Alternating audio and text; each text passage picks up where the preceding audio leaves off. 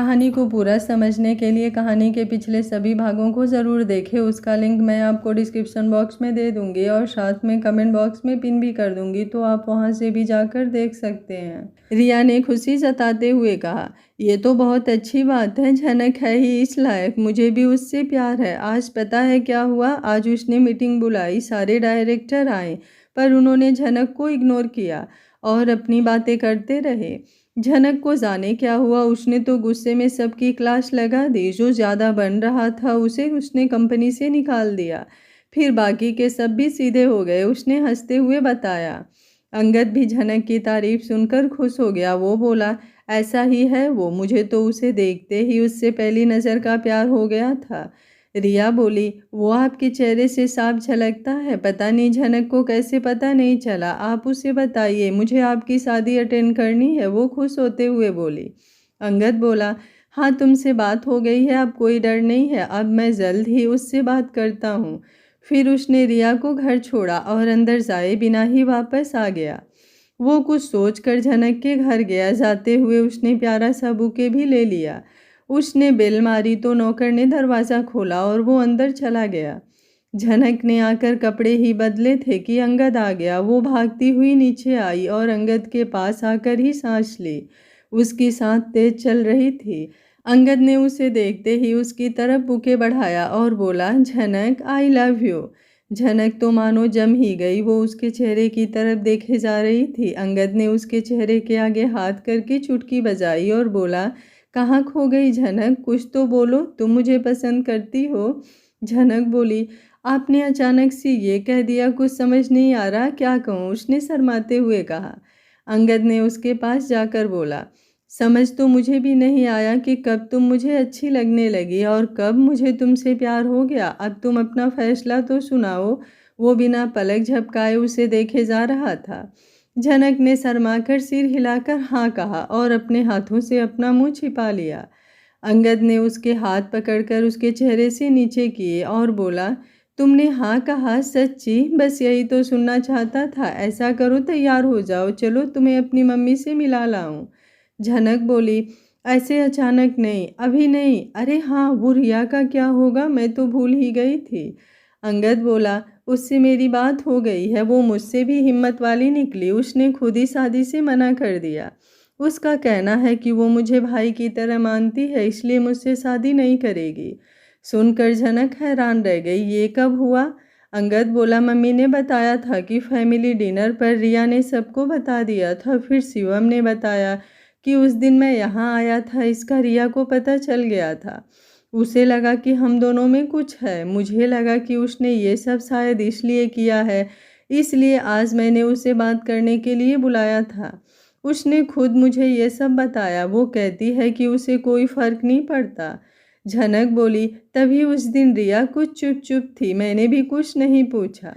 अंगद बोला, अब चलो तुम्हें मम्मी से मिला लाऊं, वो उसे आज ही ले जाना चाहता था। झनक बोली, देखो अंगद, ऐसे अच्छा नहीं लगता, तुम पहले उन्हें हम दोनों के बारे में बता दो, फिर मैं तुम्हारे साथ चलूंगी, उसने समझाया।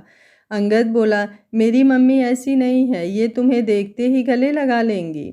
ओके, आज मैं जाकर मम्मी से बात करता हूँ, फिर कल तुम्हें उनसे मिलाने ले जाऊँगा, तैयार रहना, कल कोई बहाना नहीं चलेगा। झनक बोली, नहीं, कोई बहाना नहीं करूँगी। अंगद बोला, अरे हाँ, वो रिया कह रही थी कि तुमने कल मीटिंग में सबको दबका दिया। झनक शर्मा कर बोली, सबको नहीं, वो आपने बताया था ना कि जो सबसे ज़्यादा बदमाशी करता हो उसे डांट देना, बाकी के अपने आप सुधर जाएंगे। बस वही किया हमने। अंगद खुश हो गया। फिर टाइम देखते हुए बोला, अच्छा मैं चलूँ, रात हो रही है, अगर किसी ने मुझे यहाँ देख लिया तो यूं ही बातें बनाएंगे। कहकर वो चल दिया। झनक उसे दरवाजे तक छोड़ने गई। वो चलता चलता वापस आया और अचानक से उसे गले लगा लिया। फिर उसके गाल पर किस की और अपनी कार की तरफ चला गया। झनक का चेहरा शर्म से लाल हो गया। वो अपने गाल पर हाथ रखे खड़ी अंगद को जाते हुए देख रही थी।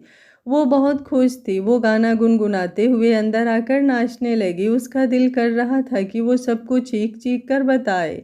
फिर वो खुद को समझाने लगी कि उसे ज़्यादा खुश नहीं होना चाहिए। जब भी वो ज़्यादा खुश होती है तभी कुछ ना कुछ बुरा हो जाता है और वो दुखी हो जाती है, इसलिए वो खुद को समझाया कि ज़्यादा खुश ना हो। अंगद घर आकर सीधे मम्मी के कमरे में गया। उसने मम्मी को गले लगा लिया। मम्मी बोली, क्या बात है, आज बहुत खुश हो, मुझे नहीं बताओगे क्या हुआ? अंगद बोला, मम्मी मैं किसी से प्यार करता हूँ। मैं रिया के कारण खुद को रोक रहा था। अब जब रिया ने खुद ही ये रिश्ता तोड़ दिया तो आज मैंने उससे बात की। वो भी मुझे पसंद करती है। मैं कल उसे लेकर आऊँगा। आप उसे जानती हैं, वो झनक है ना, मैं उससे प्यार करता हूँ। उसकी मम्मी हैरान होकर बोली, झनक, वो लड़की जो उस दिन पार्टी में थी, तुम्हें दुनिया भर की लड़कियां छोड़कर वही पसंद आई? उन्होंने नफरत से कहा, जैसे झनक से बहुत नफरत करती हूँ। अंगद बोला, क्या हुआ मम्मी जी, इतनी अच्छी लड़की है वो, आखिर कमी क्या है उसमें? हेमा जी बोली, कमी पूछते हो, उसमें खूबी ही क्या है? सारे शहर को उसकी कहानी पता है। वो एक तलाकशुदा औरत है और तुम्हारी अभी शादी भी नहीं हुई।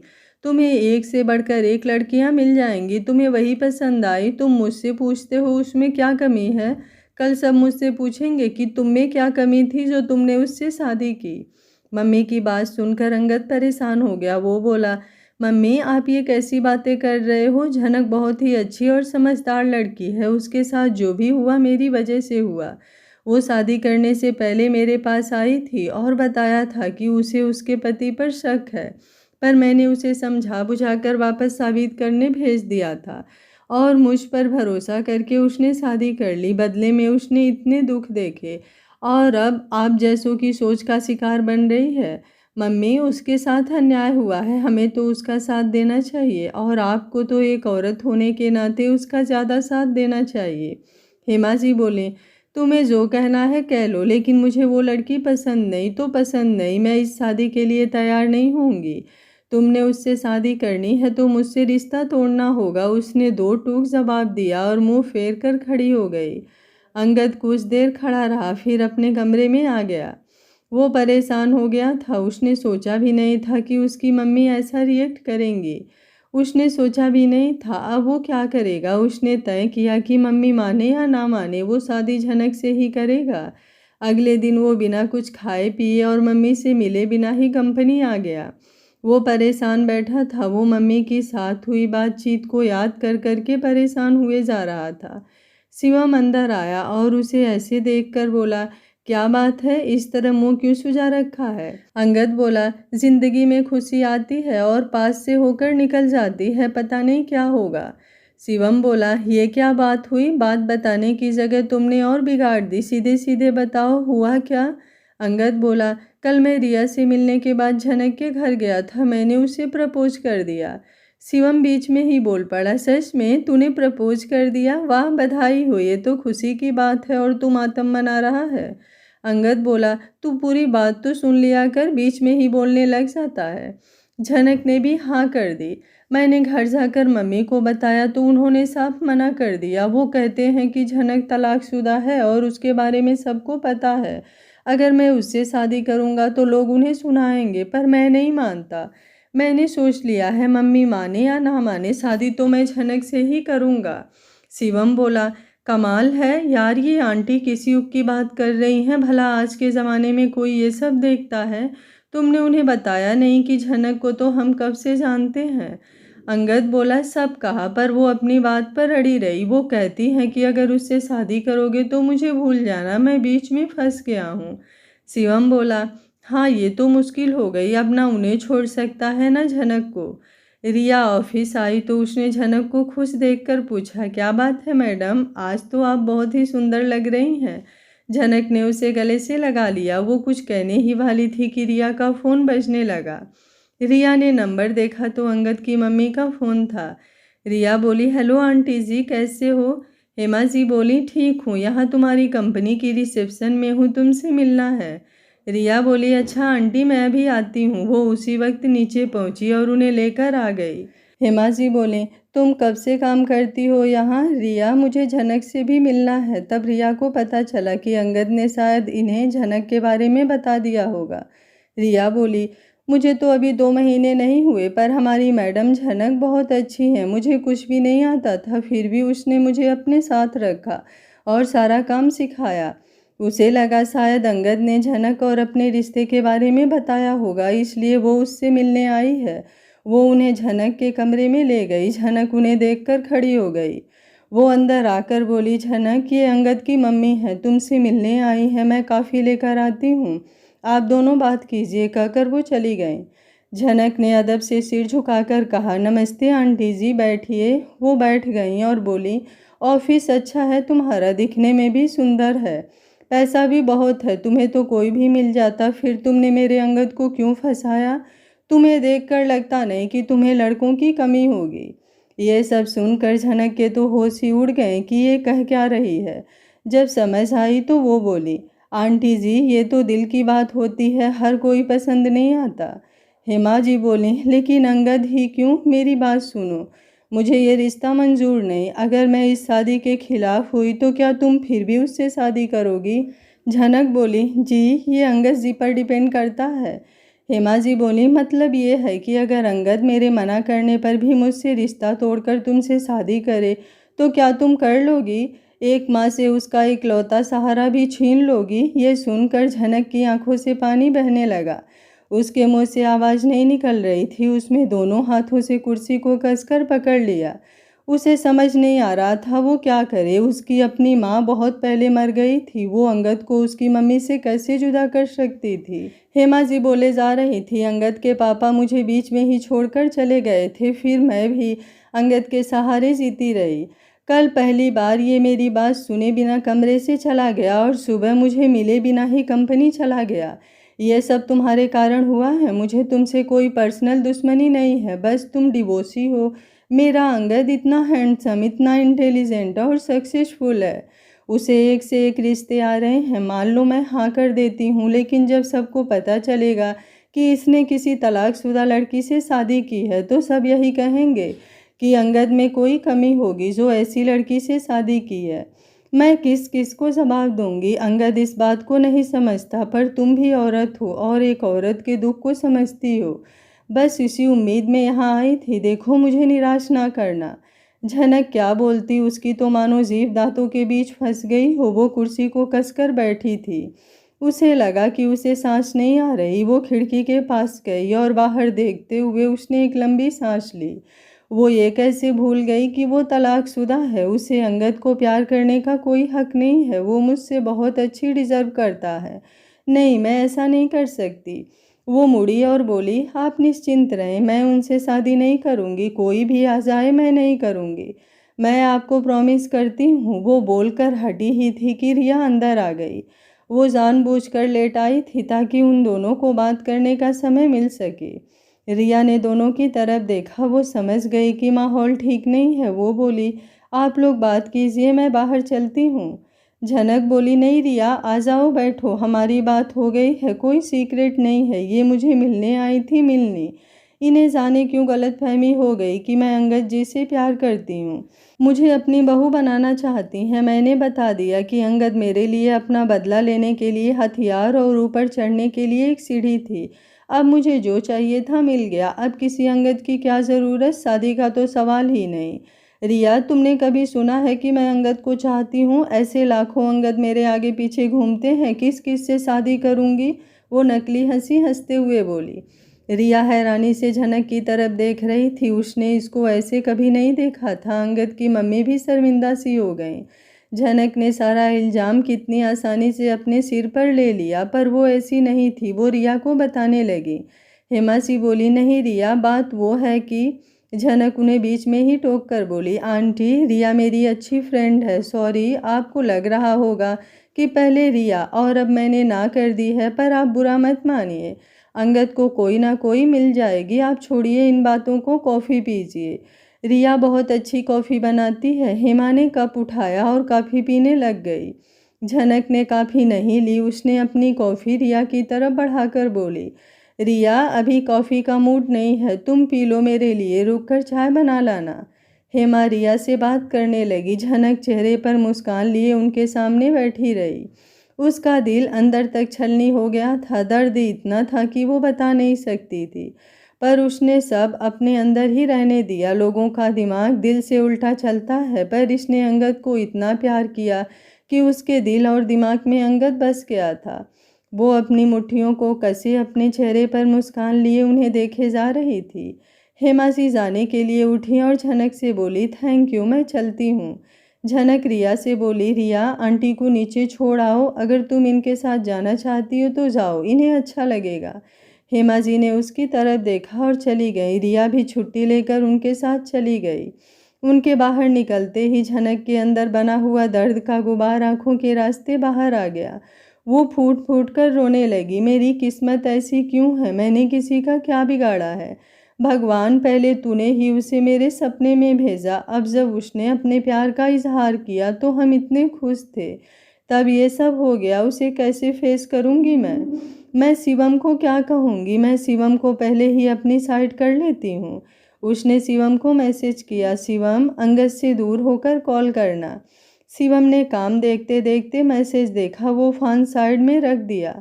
फिर उसे लगा कि उसने झनक नाम पढ़ा। उसने दोबारा फ़ोन उठाया और मैसेज देखा। वो घबरा गया, क्या बात होगी, वो सोचने लगा कि क्या बात होगी।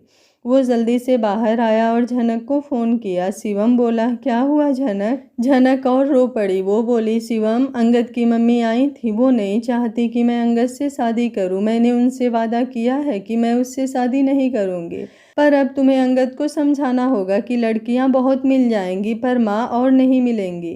प्लीज़ उसे किसी तरह कह दो कि मैं बदचलन हूँ, मेरा हर दूसरे लड़के के साथ अफेयर है। वो रोते हुए बोले जा रही थी। शिवम बोला, ये क्या कह रही है तू, आंटी तुम दोनों के साथ ऐसा कैसे कर सकती हैं। झनक तुम चिंता ना करो, उन्हें हम समझा देंगे। झनक उसे बीच में रोकते हुए बोली, नहीं शिवम नहीं, तुम ऐसा कुछ नहीं करोगे, मैं नहीं चाहती मेरी वजह से माँ और बेटे में लड़ाई हो। झनक के ऑफिस से निकलकर हेमा ने रिया को वापस भेज दिया और कार में बैठकर झनक के बारे में सोच रही थी। झनक, माफ़ करना, तुम अच्छी लड़की हो, काश तुम कपूर की बेटी ना होती। हेमा को पुरानी बातें याद आ रही थी। वो विजय कपूर, हेमा, शिवम के पापा और अंगद के पापा चारों एक ही कॉलेज में पढ़ते थे। चारों की दोस्ती मशहूर थी, पर यह बात कॉलेज में कईयों को खलती थी। वो सोच रही थी कि कार रुकी, उसने देखा रेड लाइट्स हुई थी। झनक, तुम्हें अपनी बहू बना तो लूँ, पर कल अगर अंगद को पता चला कि विजय ने क्या किया था तो वो झनक को अपना नहीं पाएगा। नहीं, मैं बुरी बन जाऊंगी, पर दोस्तों का सीक्रेट नहीं खोल सकती। वो घर आकर भी सोचती रही। झनक बहुत रोई। इतना दुख उसे शौर्य के धोखे का भी नहीं हुआ था जितना उसे आज हो रहा था। उसे पापा याद आ रहे थे। पापा ने कभी इसे रोने नहीं दिया था और जब से वो गए हैं वो कभी खुशी नहीं रही। वो अपना ये टूटना किसी को नहीं दिखाना चाहती थी, खासकर अंगद को। इसलिए उसने रिया को भी भेज दिया। रिया ने वहाँ से निकलकर शिवम को फ़ोन किया। हेलो शिवम, तुमसे बात करना चाहती हूँ, मिल सकते हो। शिवम तो पहले ही तैयार था। उसे लगा कि रिया को उन दोनों के बारे में बात करनी है, तो वो बोला, हाँ मैं अभी आता हूँ, कहाँ आऊँ, उसने पूछा। रिया ने सड़क के इधर उधर देखा, सामने ब्लू कैफ़े था। वो बोली, ब्लू कैफ़े आ जाओ। शिवम ने ओके कहकर फ़ोन बंद कर दिया और उसी वक्त अंगद को मैसेज करके निकल लिया। वो कुछ देर में वहां पहुंच गया। रिया की कार बाहर खड़ी थी। वो अपनी कार उसके साथ लगाकर अंदर आया और रिया को ढूंढने के बाद उसके पास आकर बैठ गया। शिवम बोला, कहो क्या बात है। रिया बोली, वो आज झनक से मिलने हेमा आंटी आई थी, पता नहीं उन दोनों में क्या बात हुई, लेकिन जब मैं गई तो झनक कह रही थी कि वो अंगद को पसंद नहीं करती, उसने सिर्फ अपना बदला लेने के लिए उसका इस्तेमाल किया है। वो कहती है कि उसकी ज़िंदगी में अंगद जैसे लाखों लड़के हैं। मुझे उसका बिहेवियर बिल्कुल ठीक नहीं लगा। वो मुझे जितनी अच्छी लगती थी आज उससे उतनी भी नफरत हो रही है। वो इतनी चालबाज है। शिवम सुनकर चुप हो गया। वो क्या कहे, उसने झनक ने सब बताया था और किसी को बताने से मना किया था। वो कुछ नहीं कर सकता था। वो बोला, देखो रिया, मेरा मानना है कि ये उनका पर्सनल मैटर है, तुम इस बारे में मत सोचो, वो लोग खुद सॉल्व कर लेंगे। तुम अपने बारे में बताओ, मैंने तुम्हें कुछ कहा था, तुमने क्या सोचा है। उसने बात बदल दी। रिया तो वो भूल ही गई थी रिया तो वो भूल ही गई थी। वो बोली, किस बारे में सोचना था, आप कौन सी बात कर रहे हो। शिवम बोला, रिया तुम इतनी भोली तो हो नहीं, तुम ऐसे क्यों रिएक्ट कर रही हो। ठीक है, अगर मेरे मुंह से ही सुनना चाहती हो तो आई लव यू। मैं तुम्हें बहुत प्यार करता हूँ और तुम्हारे साथ ज़िंदगी गुजारना चाहता हूँ। आप बताओ तुम्हारा जवाब क्या है। रिया कुछ सोचते हुए बोली, मैंने इस बारे में अभी सोचा नहीं है। शिवम बोला, देखो रिया, ये तो कोई बात नहीं हुई, तुम इस तरह नहीं कर सकती। कम से कम मेरे बारे में अपना विचार तो दे सकती हो। रिया बोली, आपके बारे में मेरे विचार पूछ रहे हो? मैं पहले सोचती थी कि तुम बहुत ही अच्छे हो, सबकी हेल्प करते हो, लेकिन जो अपने दोस्तों की केयर नहीं करता वो किसी का नहीं हो सकता। तुम झनक और अंगद के खास दोस्त बनते हो, लेकिन उन्हें मुसीबत में देखकर कुछ ना करना मेरी समझ में तुम मतलबी हो, और मुझे मतलबी लोग बिल्कुल पसंद नहीं है। कहकर वो उठकर जाने लगी तो शिवम उसके आगे खड़ा हो गया और बोला, तुम ये क्यों नहीं सोचती कि उसका उल्टा भी हो सकता है? शायद मैं वफादार हूँ और अपने दोस्तों को दिए वादे के कारण तुम्हें कुछ बता ना रहा हूँ। उसने उसे कंधों से पकड़कर बिठा दिया। रिया बोली, दूसरे शब्दों में तुम्हें मुझ पर भरोसा नहीं है, इसलिए मुझे इनकी बात नहीं बता रहे। वो उसकी बात समझ गई थी, इसलिए ठीक से बैठते हुए बोली। शिवम बोला, नहीं, बात तुम पर भरोसा करने या ना करने की नहीं है। मुझे झनक ने कहा है कि मैं किसी को ना बताऊं, बस इसी बात का मान रखकर नहीं बताया। अगर तुम वादा करो कि तुम किसी को नहीं बताओगी तो जो हो रहा है होगा उसे चुपचाप देखती रहोगी तो मैं तुम्हें बता सकता हूँ। रिया बोली, मैं वादा करती हूँ कि मैं किसी को कुछ नहीं बताऊंगी। उसने शिवम के आगे हाथ बढ़ाकर कहा। शिवम ने उसका हाथ पकड़ लिया और बोला, एक्चुअली आंटी जी ने कल रात अंगद को उनके रिश्ते के लिए ना कर दी थी। ये बात मुझे अंगद ने बताई थी। उनका सोचना था कि वो तलाकशुदा है और अगर अंगद उससे शादी करेगा तो लोग उन्हें ताना देंगे कि अंगद में ही कोई कमी होगी। हम दोनों को लगा कि वो खुद ही समझ जाएंगी। मैंने बड़ी मुश्किल से अंगद को समझाया। सुनकर रिया हैरान हो गई। वो बोली, आंटी जी ऐसा सोचती हैं, पर वो तो बहुत फॉरवर्ड थी। मैंने उन्हें इंग्लैंड में देखा था। ये अब ऐसा कैसे कर सकती हैं? उन्हें हम चलकर समझाएं। शिवम बोला, नहीं, अंगद और झनक दोनों ने मना किया है। जानती हो, हिंदी फिल्मों की तरह आंटी ने झनक को जाकर कहा कि वो खुद ही अंगद से दूर हो जाए। झनक कहती है कि वो नहीं चाहती कि माँ बेटे में लड़ाई नहीं करा सकती थी, इसलिए झनक ने मुझे भी उनसे बात करने से मना किया है और कहती है कि मैं अंगद को कहूँ कि झनक कई लड़कों को डेट कर रही है, अब मुझे ये भी करना पड़ेगा। उसकी आंखें नम हो गई। रिया ने उसके हाथ को दोनों हाथ से दबाकर उससे बोली, Shivam, I love you. Shivam ने उसकी तरफ देखा और मुस्कुरा दिया। शिवम बोला, तुम सच कह रही हो? तुम मुझे पसंद भी करती हो या यूं ही कह रही हो? रिया बोली, नहीं, मैं झूठ क्यों बोलूँगी। अच्छे तो तुम पहले से ही लगते थे, मतलब तुम्हारा नेचर अच्छा था, लेकिन अब जब जाना कि तुम उन दोनों के लिए इतना सोचते हो तो तुम और भी अच्छे लगने लगे।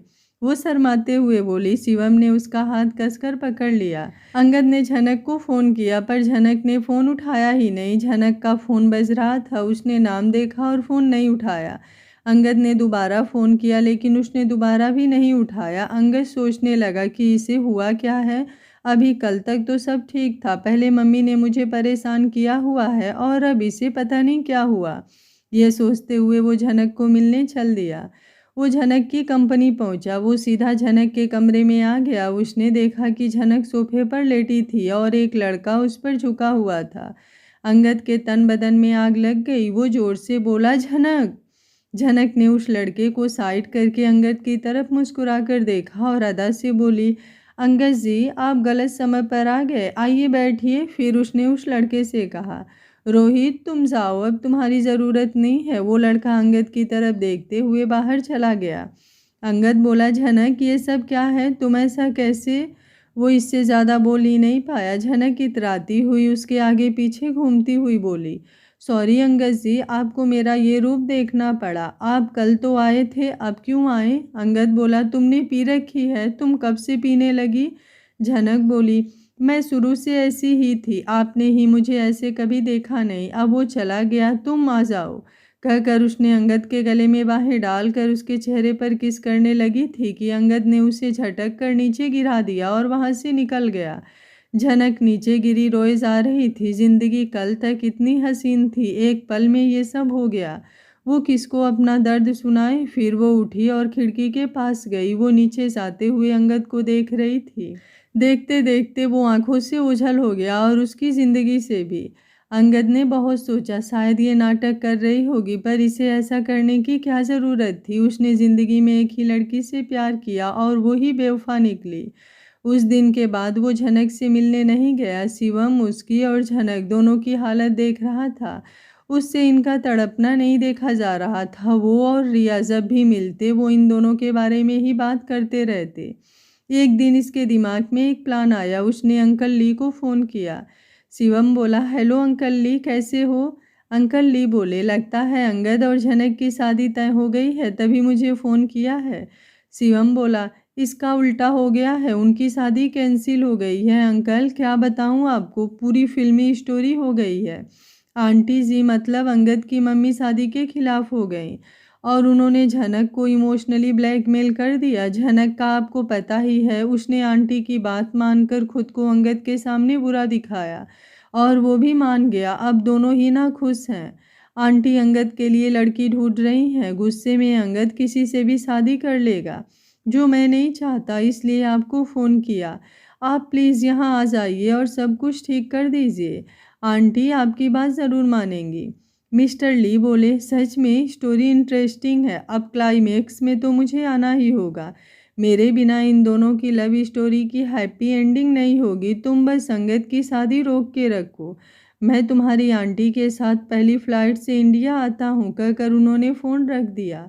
शिवम सब जानता था, बस ये नहीं जानता था कि अंगद रोज झनक की छुट्टी के वक्त उसकी कंपनी के पार्किंग एरिया में होता था और वो रोज झनक को अपनी कार में बैठते देखता और फिर उसके पीछे घर तक जाता। उसकी लाइट बंद होने तक वहीं बाहर खड़ा उसकी लाइट को देखता रहता। असल में उस दिन वो गुस्से में झनक को छोड़ तो आया, पर बाद में उसे याद आया कि वो जब से झनक को जानता है तब से उसने कभी उसे किसी लड़के के साथ नहीं देखा। तो अब अचानक ये क्या हो गया? फिर वो कितने महीने उसका पीछा करता रहा है। झनक अपने ऑफिस से सीधे अपने घर ही जाती। उसे समझ नहीं आ रहा कि उसने उससे दूर जाने का फैसला क्यों किया, जबकि उसके चेहरे से उदासी साफ झलकती थी। उसका कई बार दिल हुआ कि उसके पास जाए, उससे पूछे, पर उसे वो सीन याद आ जाता। इसका दिल कहता कि वो ऐसी नहीं है, पर इसका दिमाग कहता कि जो आंखों ने देखा वो सच था। झनक बिल्कुल शांत हो गई थी, चुपचाप काम में लगी रहती। वो एक चलती फिरती लाश बन गई थी। उसे किसी से कोई मतलब नहीं था। रिया उसका काम संभाल रही थी। वो झनक को बुलाने की कोशिश करती, पर वो कुछ नहीं कहती। कई बार वो जानबूझकर फाइल में गलतियां करती कि झनक डांटे, पर वो उस गलती को ठीक करके फाइल पर साइन कर देती। ये सब देखकर रिया को भी रोना आ गया। फिर उसने शिवम को फ़ोन कर दिया। शिवम बोला, रिया तुम चिंता ना करो, मैंने अंकल ली को बुलाया है, वो सब कुछ ठीक कर देंगे। वो अंकल के बहुत पुराने दोस्त हैं, आंटी उनकी बात ज़रूर मानेंगी। रिया बोली, मुझसे झनक की हालत नहीं देखी जाती शिवम, किसी पत्थर की मूरत की तरह बैठी रहती है, ना बोलती है, ना खाती है, ना पीती है। मैं उसे बार बार पूछती हूँ कि चाय लाऊं, खाना लाऊं, बस ना में सिर हिला देती है। मैं परेशान हो गई हूँ। शिवम बोला, अंगद का तो उससे भी बुरा हाल है, हंसना तो भूल ही गया, चेहरे का हाल देखना तुम भी पहचान नहीं पाओगी, दाढ़ी बढ़ गई है, अगर सेव ना की तो बाबा लगना लगेगा। वो बात बात पर गुस्सा हो जाता है, ऐसे दिखाता है कि सारी दुनिया से ही नाराज हो। सारी कंपनी कांप रही है, जिसको मर्जी निकाल देता है, मुझसे भी बात नहीं करता। पता नहीं झनक ने ऐसा क्या कह दिया है, वो भी नहीं बताती। भगवान भी कैसे कैसे रिश्ते बना देता है। हम दोनों यूं ही तड़प रहे हैं। ये दोस्ती भी अजीब है, दूसरे का दर्द भी अपना हो जाता है। पर कुछ दिन की बात है, अंकल ली आ जाएंगे तो सब खत्म हो जाएगा। अंगद अपने कमरे में बैठा सोच रहा था, उसने ऐसा क्यों किया? क्या कमी थी मेरे प्यार में? वो ऐसी नहीं थी, नहीं वो ऐसी है ही नहीं। मैंने उसका कितना पीछा किया है, उसे किसी के साथ नहीं देखा। कहीं वो जानती तो नहीं थी कि मैं वहाँ आता हूँ, तो वो सबको मना कर देती होगी? नहीं, ऐसा होता तो शिवम को पता होता, या ऐसा होगा कि पैसा आने से उसका दिमाग खराब हो गया होगा। लेकिन मुझे क्यों धोखा दिया? मैंने प्रपोज किया तभी क्यों ये रूप दिखाया? झनक, मैं तुम्हें क्यों नहीं भूल पाता? तुम क्यों मुझे बार बार याद आती हो? उसे इतना गुस्सा आया कि उसने कॉफ़ी का कप उठाकर दीवार पर मारा। कप चकनाचूर हो गया था। वो अपने चेहरे को दोनों हाथों से पकड़कर फपक कर रो पड़ा। आज का पार्ट आप लोगों को कैसा लगा? कमेंट बॉक्स में अपनी राय ज़रूर दीजिएगा। कहानी अच्छी लग रही हो तो वीडियो को लाइक, शेयर एंड चैनल को सब्सक्राइब कर लीजिएगा। Thank you for watching. मिलते हैं कहानी के अगले भाग में।